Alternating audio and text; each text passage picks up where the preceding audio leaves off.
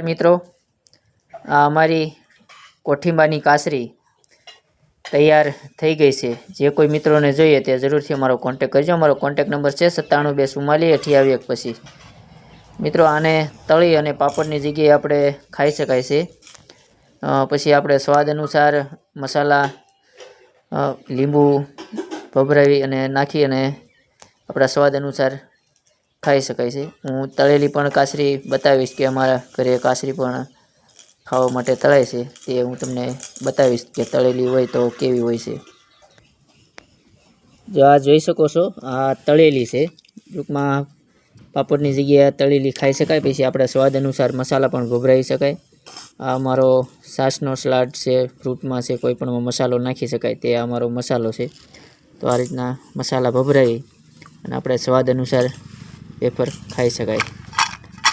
જય ગૌ માતા।